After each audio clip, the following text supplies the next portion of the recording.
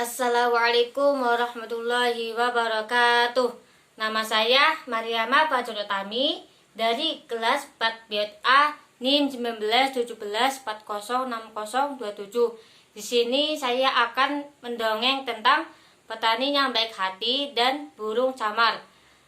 Saya ada dua speaking, yaitu yang pertama, satu jari kanan, satu jari kiri, ku gabungkan jadi dua, jadilah jembatan lurus.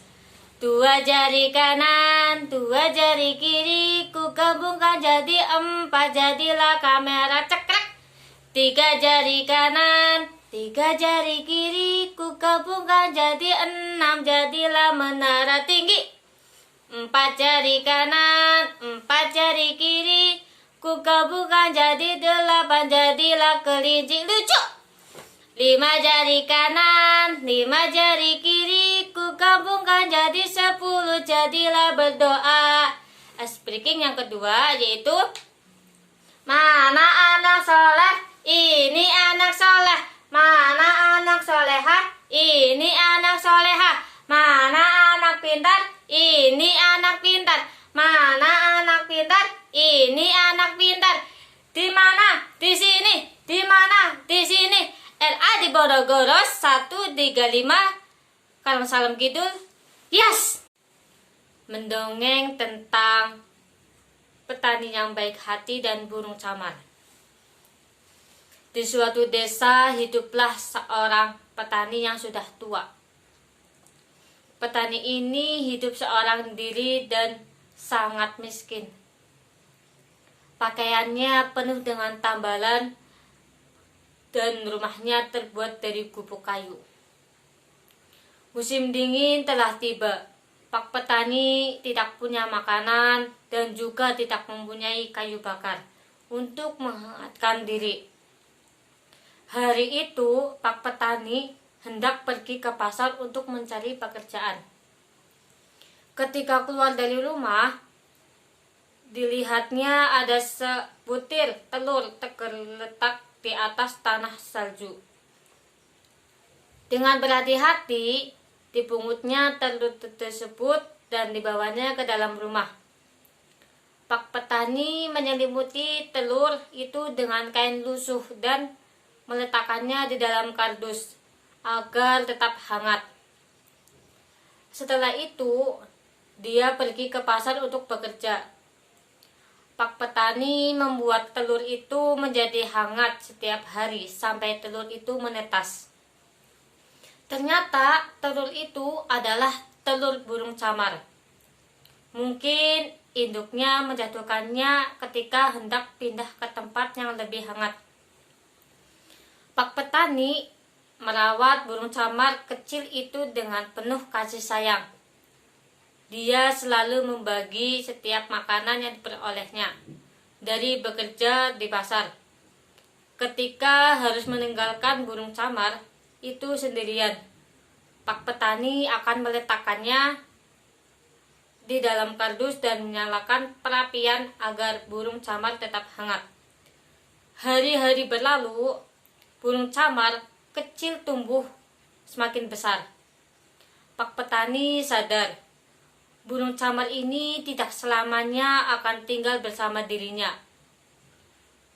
Dengan berlinang air mata, Pak petani melepaskan burung camar itu agar pergi ke selatan, ke tempat yang hangat. Burung camar suatu hari, Pak petani terbaring sakit karena kedinginan. Dia tidak punya uang untuk membeli obat, kayu bakar, dan makanan. Tok, tok, tok, tok. Terdengar suara dari pintu rumah Pak petani. Ternyata burung camar itu kembali. Di paruhnya terdapat benih tanaman. Pak petani heran burung camar itu masih mengingatnya. Dibiarkannya burung camar itu masuk dan diberinya minum sambil memandang benih yang dibawa oleh burung camar. Pak petani bertanya-tanya, benih apakah ini? Dapatkah aku menanamnya di tengah musim dingin ini? Ternyata tanya dalam hati. Burung camar keluar dari rumah Pak Petani, membuat ladang di halaman rumah. Pak Petani lalu menanam benih itu. Ketika hari menjelang senja, burung camar itu meninggalkannya Pak Petani. Esokan harinya, keajaiban terjadi. Benih yang ditanam burung camar tumbuh menjadi pohon lengkap dengan buahnya hanya dalam sehari. Pak Petani sangat terkejut melihatnya. Karena lapar, Pak Petani memakan buah pohon itu. Ajaib, tumbuhnya menjadi kuat dan tidak terasa sakit. Karena keajaibannya, Pak Petani menanamkan pohon itu pohon dewa. Karena buahnya dapat membuat Pak Petani menjadi sehat kembali. Pak Petani merawat pohon itu dengan baik. Meskipun musim dingin, pohon itu terus berbuah dan tidak menjadi kering. Pak Petani menjual buah itu dan mendapatkan banyak uang. Sekarang Pak Petani tidak lagi kedinginan dan kelaparan. Meskipun demikian, Pak Petani tetap murah hati. Dia ingat bahwa apa yang diterimanya sekarang adalah buah dari ketulusannya menolong sesama makhluk hidup. Oke, terima kasih yang sudah melihat videonya. Assalamualaikum warahmatullahi wabarakatuh.